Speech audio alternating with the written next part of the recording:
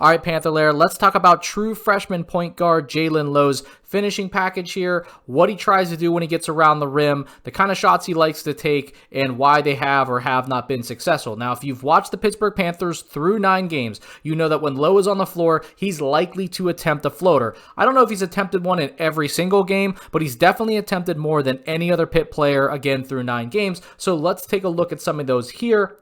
I think he's made a couple of these. I have 2 that he's made. Only one's going to be in this clip. I really like this zoom mask cut that they like to do here. This flows right back into a ball screen.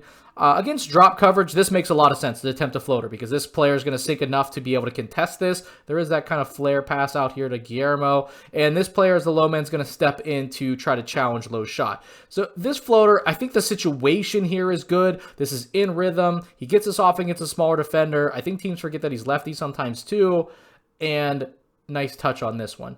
I don't think the touch has been bad. This is just a hard shot to make. I think it's a shot that a lot of point guards need, especially when they aren't like, strong finishers that can go through physicality at the rim, but it's not necessarily a high percentage shot for most players, especially not players that are only 9 games into their collegiate career. So here against Oregon State, it's another really good read. We talked about in a couple videos ago, or at least in the last video, that Lowe can definitely drive right. He's not limited with his ability to drive with his right hand.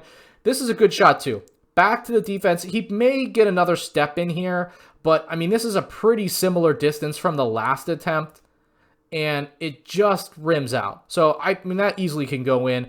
I think the encouraging thing here is he's feeling a lot more comfort against better competition and with more experience to get this shot off. We're going to take a look at what they look like earlier in the season right here. So this is game 2. Lowe again. He's going to come back, receive the ball, work back to his left hand off his ball screen. And here, he just kind of rushes this one a little bit. I don't know if this is the best distance or angle to attempt this. There's 3 players here. This may have been a lob over top to Guillermo potentially. This defender, as he sunk, he could have maybe gotten another step here. And this ends up being really, really contested. But that's the difference between experience here and it hits back rim. This one against Clemson, I just think this one ends up being just not the best distance. So again, drop coverage against Lowe makes sense. You don't really want him to like get all the way downhill, but you're certainly going to invite a mid-range shot for him, or you're going to live with the fact that he's shooting 20% on 3-pointers at this point, 9 games in. Attempting it from here is rough. This is over PJ Hall. He's in a really good contest position.